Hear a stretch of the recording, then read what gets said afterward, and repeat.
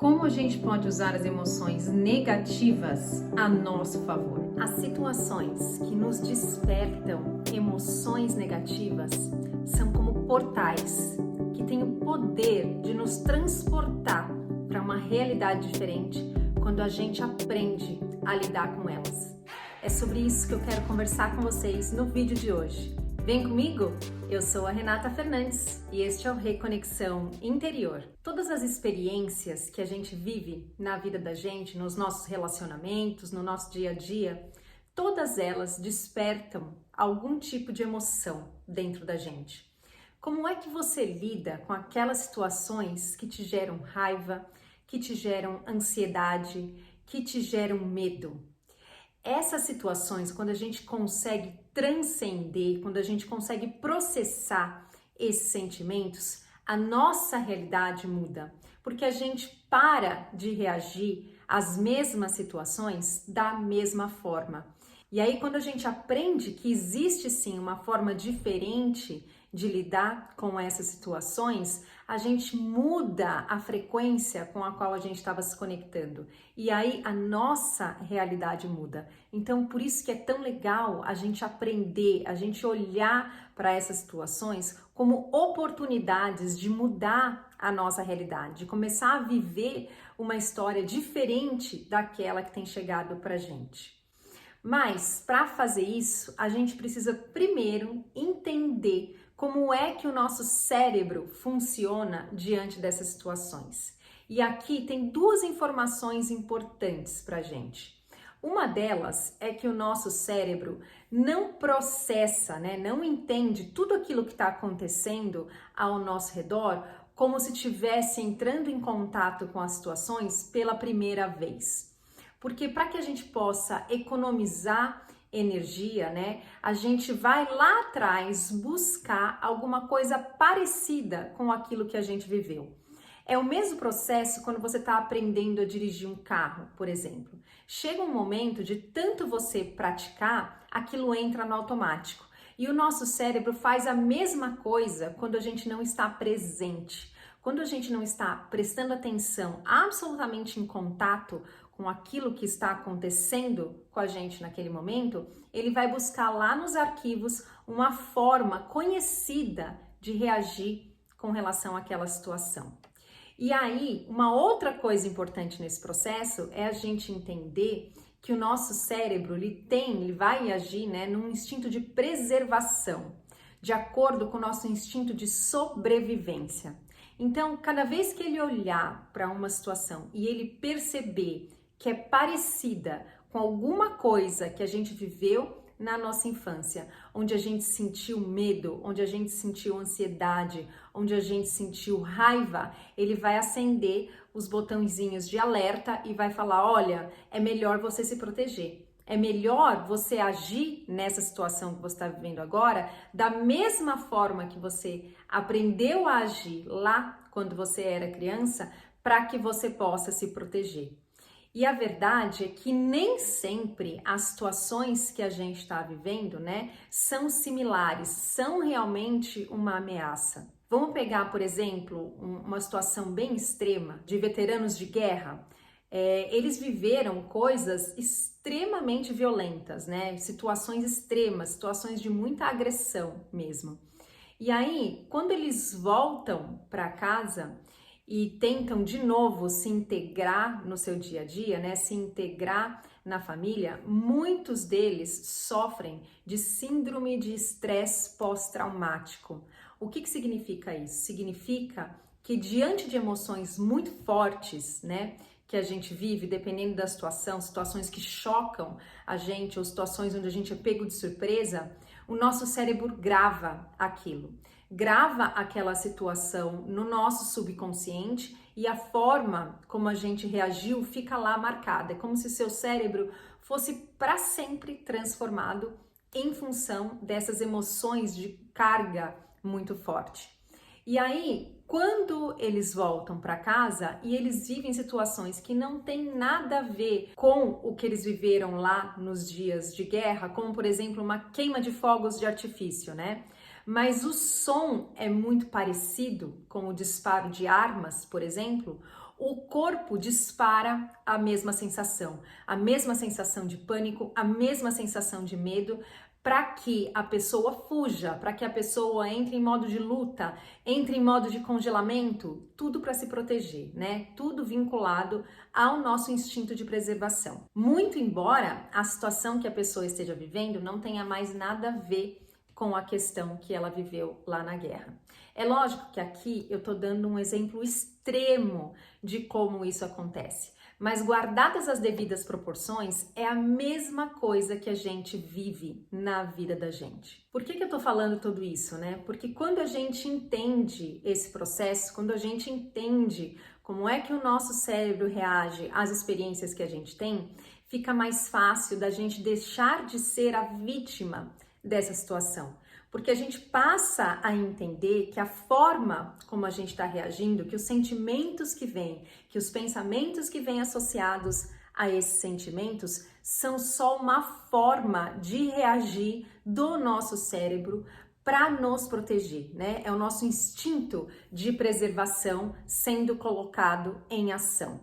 E aí, a partir desse conhecimento, a gente começa a dar um passinho atrás para que a gente saia dessa situação, para que a gente comece a olhar para ela a partir de um outro ponto de vista e a gente dê um significado diferente daquele que a gente estava acostumado a dar. O que é que eu geralmente faço, né? O que me ajuda muito, o que é muito eficiente para mim nesse sentido?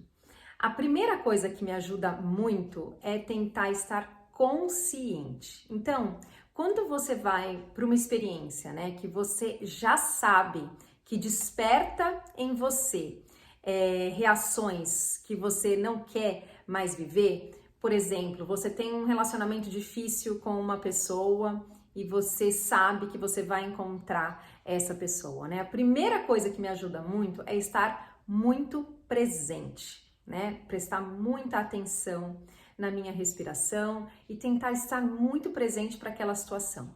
Quando você fica muito presente, quando você se coloca nesse estado, você já está evitando que o seu cérebro vá lá buscar as historinhas que ele já está acostumado para reinterpretar a cena da mesma forma. É como se você estivesse vendo tudo pela primeira vez, né? Finja que não existe um passado nessa relação, porque o que atrapalha a gente muitas vezes a enxergar a verdade é a gente trazer esse passado com a gente. Mas se você vai com a sua mente limpa, se você vai com a sua mente pronta para não julgar, vai ser mais fácil de você conseguir enxergar a verdade a respeito do que está acontecendo ali. Mas se isso não der certo, né? Se a gente se perder ali no meio do caminho e a gente voltar a escutar os nossos pensamentos, os julgamentos que a nossa mente faz a respeito daquela situação, o que também me ajuda muito é tentar separar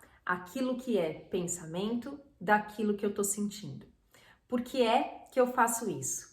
Porque os nossos sentimentos, a gente sempre pode confiar no que eles estão nos mostrando, no caminho que eles estão nos mostrando. Os nossos sentimentos são como se fossem uma bússola na nossa vida. E quando você não está se sentindo bem, o que o seu corpo está dizendo é: olha, a gente tomou um caminho errado, né? A gente tomou um caminho de uma interpretação equivocada com relação a essa situação e isso precisa ser corrigido. Essa é a mensagem que o seu corpo te manda quando você sente ansiedade, quando você sente medo, quando você sente raiva. E aí, você tem que olhar para esse sentimento e acolher. Porque se alguém estiver te dando uma dica, né, para melhorar a sua vida, para fazer com que você viva mais em paz, mais feliz, mais tranquilo, o que é que você vai fazer? Você agradece, certo? E é isso que esses sentimentos estão nos dizendo. Então a gente agradece e a gente acolhe. A gente olha para eles e diz: tá tudo bem.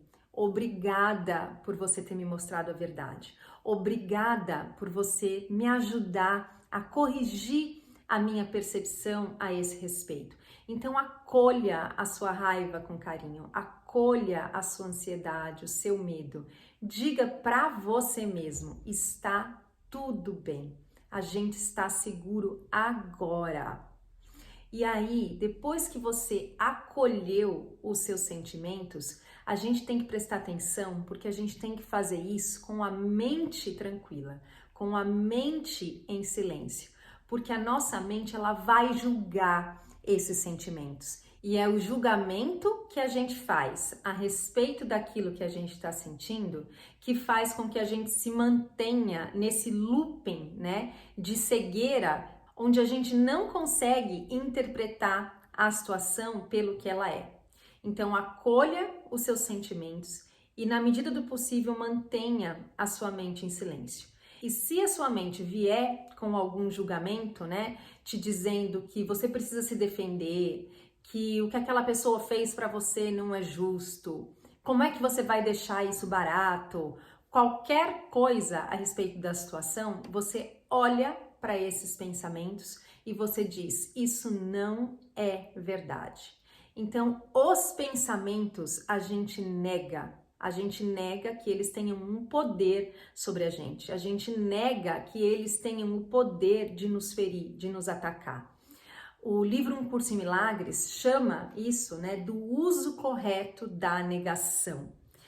Porque logo na abertura do livro existe uma frase que eu amo, que diz o seguinte: nada real pode ser ameaçado, nada irreal existe. E aqui está a paz de Deus. O que é real? Qual é a única coisa que é real a nosso respeito? A única coisa que é real ao nosso respeito é o amor divino incondicional que nós somos. Todo o resto faz parte da nossa personalidade. Todo o resto faz parte de uma historinha que a gente construiu a nosso respeito. E esses julgamentos que vêm a respeito das situações que a gente vive, eles vêm baseados nessa construção, baseados nessa personalidade. É por isso que a gente nega. A gente nega que isso seja verdade, a gente nega que isso possa nos ferir e a gente acolhe os nossos sentimentos, a gente aceita os nossos sentimentos.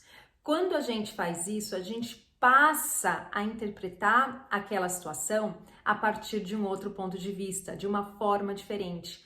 Porque é como se a nossa mente entendesse, né? Como se a gente dissesse para a nossa mente: você não precisa mais disparar as mesmas emoções e disparar as mesmas reações com relação a essa situação, porque eu sei que está tudo bem. Eu sei que essa situação não pode me afetar. Eu sei que isso não é um perigo real, né? É isso que a gente está informando para nossa mente. E aí, quando a gente informa para nossa mente que isso não é um perigo real, ela vai parar de ativar os mesmos mecanismos quando você viver de novo uma situação parecida.